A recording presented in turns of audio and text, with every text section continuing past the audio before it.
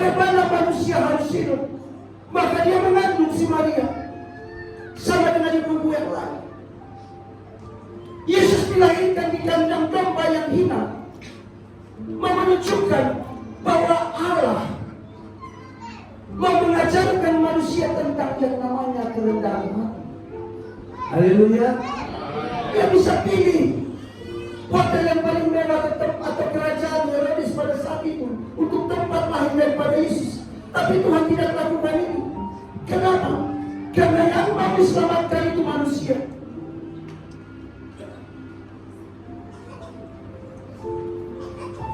Dan saudara, malam ini yang perlu kita syukuri, bahwa hubungan yang perlu terputus sudah dijembatani dengan lahirnya Yesus, bahkan sampai kematian. Karena Yesus lahir ke dunia, maka ada yang namanya keselamatan untuk saya, untuk saudara, untuk kita semua.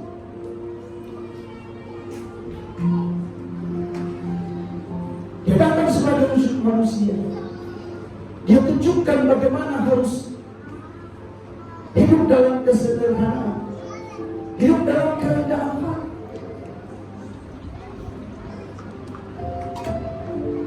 Ketika Maria dan Yusuf menentuk berbagai tempat rumah atau penginapan, mereka ditolak. Tuhan mau ajarkan saudara, kalau saya dan saudara mengikut Tuhan, mungkin bisa kita ditolak orang. Ketika kita memberitakan Injil, ketika kita melayani orang, ketika kita menasehati, ketika kita melakukan yang baik, bisa ditolak orang. Itu gambaran ketika Maria dan Yusuf mengetuk berbagai tempat, tidak ada yang membuka pintu, tidak ada yang mau menerima. Maka saudara, ketika saudara melakukan yang baik, suatu saat saudara ditolak, ingat Yesus sendiri pernah ditolak. Haleluya. Jangan marah, jangan marah kepada Tuhan. Harusnya Maria dan Yusuf ini marah. Kenapa? Yang berbicara kepada mereka ini adalah malaikat Tuhan. Tapi kenapa setiap pintu diketuk tidak ada yang mau buka? Selalu berkata sudah penuh. Yang memerintah, yang berbicara itu malaikat Tuhan dari surga turun. Yang berkata engkau akan mengandung, melahirkan seorang anak, kau akan beri nama Yesus. Itu tidak kurang. Tapi mereka ditolak. Tidak ada yang pintu yang terbuka. Tapi saudara, malam ini renungkan bagaimana Maria dan Yusuf tetap bersama. Penolakan, mungkin ejekan, atau apapun itu tidak membuat langkah mereka berhenti. Mereka tetap melangkah sampai mereka dapatkan. Meskipun itu mungkin tempat di luar daripada ekspektasi mereka, di luar dari pemikiran mereka. Mungkin mereka awalnya berpikir karena Tuhan yang menyuruh, karena malaikat Tuhan yang berbicara, mungkin Yesus sang juru selamat akan lahir di tempat yang sangat lemah. Tapi hanya karena iman. Saudara, mari kita baca bagaimana ketaatan dua orang, Maria dan Yusuf ini.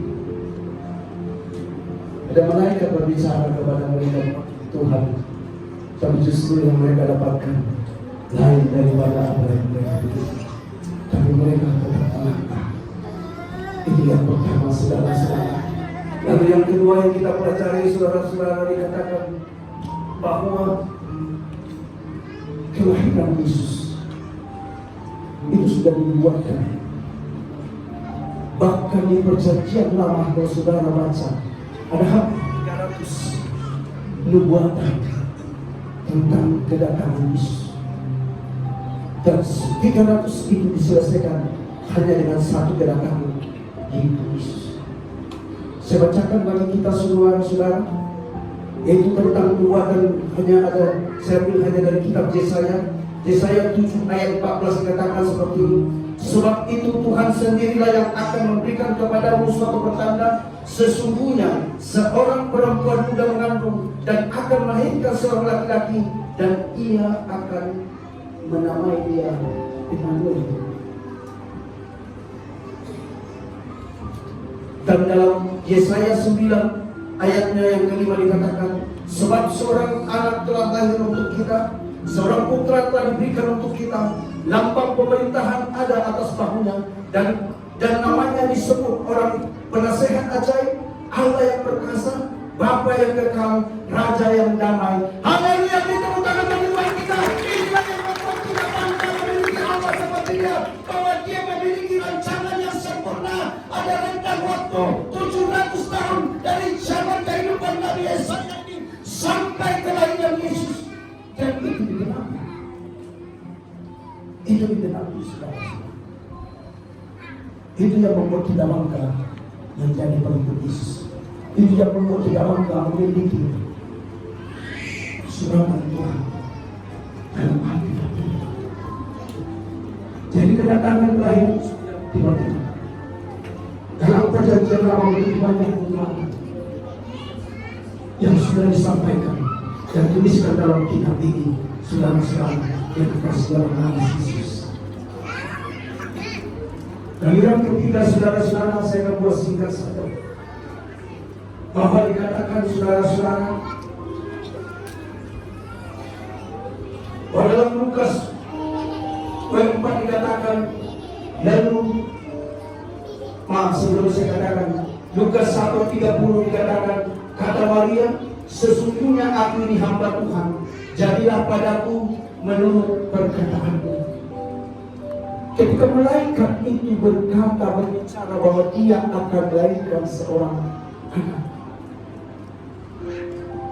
Maria menempatkan dirinya dalam posisi sebagai hamba. Maka dia katakan, saudara, sesungguhnya aku ini hamba Tuhan, jadilah padaku menurut perkataanmu. Itu gambaran penyerahan diri. Itu gambaran dia tahu siapa dia di hadapan Tuhan. Ketika malaikat surga berbicara kepada dia, aku ini hanya hamba, aku ini hanya alat, aku ini hanya bagian dari yang akan Tuhan pakai, maka jadilah. Dia tidak membantah, saudara. Dia tidak katakan kenapa harus saya, kenapa bukan orang yang lebih hebat dari saya, kenapa bukan orang lebih kaya dari saya. Ketika malaikat berkata, dia katakan, aku ini hamba Tuhan, jadilah seperti yang kau kehendaki. Hari ini saudara berhenti membuat alasan untuk setiap hal yang baik kamu. Kalau engkau disuruh melayani bagian apapun itu, jangan katakan kenapa harus saya. Kemarin saya sudah bersih-bersih, dan kenapa sekarang saya lagi? Kemarin saya harusnya ingat kenapa saya diganti. Kalau saudara mungkin tidak datang ke gereja, tiap minggu saya sudah menjadi penerima tamu, kenapa hari ini juga saya menjadi penerima tamu? Saudara, saya pernah katakan, salah satu tugas terhebat di rumah Tuhan, ini rumah Tuhan, adalah penerima tamu. Menerima tamunya Tuhan datang ke rumah. Maria tidak membantah, kenapa harus saya? Kenapa bukan yang lain? Kenapa bukan tetanggaku? Kenapa bukan teman-temanku? Dia mengerti, dia sadar, dikatakan, aku ini hamba Tuhan, maka jadilah kehendak. Saudara, dari sini kita perlu belajar bahwa setiap kita diberi kesempatan hidup, ada maksud Tuhan untuk menjadi alatnya, untuk menjadi terang. Haleluya, kasih tepuk tangan bagi kita. Ada maksud Tuhan bagi hidupmu, hai pemuda-pemudi, kaum bapak, kaum ibu. Kenapa kita bisa masuk sampai tanggal 24 Desember 2023 ini? Ada maksud Tuhan. Maka kalau sekarang sesuai perkenan, sesuai firman Tuhan, katakan ya, aku siap melakukan. maka berhentikan tambahan untuk setiap hal yang baik di dalam hidup kita. Haleluya. Lalu dikatakan saudara-saudara di dalam Lukas 24, Yusuf dan Maria berjalan. Mereka berjalan, saudara-saudara yang kasih dalam nama Yesus, dari Nazaret menuju Bethlehem. Saya pernah katakan di sini, jarak dari Nazaret sampai Bethlehem kira-kira 113 km. Mereka berjalan bukan di zaman sekarang ada ojek atau mobil online, ada kereta api cepat, tidak. Mereka berjalan, Yusuf berjalan, Maria naik di keledai. Bapak Ibu tahu keledai ya? Keledai itu nggak bisa jalan cepat. Begini aja. 113 km mereka berjalan hanya untuk satu hal, panggilan Tuhan.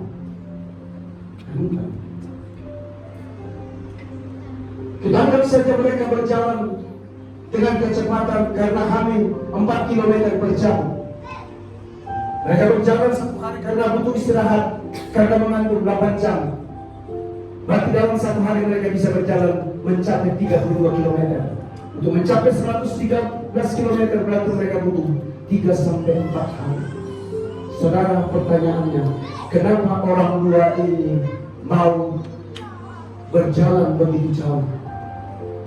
Kenapa mereka mau menghabiskan waktunya, energinya, mungkin juga uangnya, melewati banyak rintangan, mungkin banyak gangguan dalam perjalanan mereka? Kenapa mereka mau?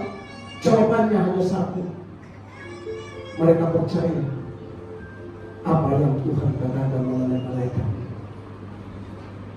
Ketika mereka percaya, mereka kerjakan, mereka melangkah.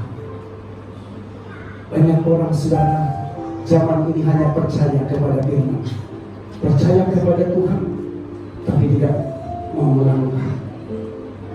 Maria berkata, "Aku ini hamba Tuhan." Dia mengerti di luar Tuhan dia tidak bisa melakukan apa-apa. Maka hidup kita, saudara, kita juga hanya hamba Tuhan, kita hanya anak Tuhan. Maka ketika Tuhan memanggil engkau, Tuhan memanggil engkau, katakan ya. Tidak mungkin Tuhan merancangkan kecelakaan bagi kita. Rancangannya selalu rancangan damai sejahtera, meskipun kita tidak melihat. Sedangkan ketika Yusuf dan Maria berjalan, mereka tidak melihat jalan Tuhan, tapi mereka tetap berjalan. Kita tidak bisa hidup di luar dari Yesus. Namun kita bangkit